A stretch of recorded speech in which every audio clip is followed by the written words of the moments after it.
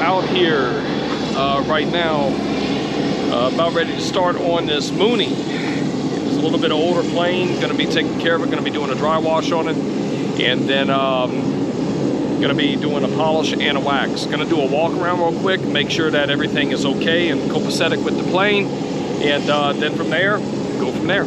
Just wrapped up on this Mooney and made some pretty good time on it, and turned out absolutely awesome and amazing. So gonna show you the after on this.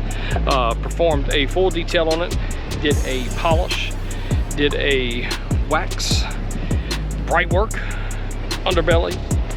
Everything that could be done has been done.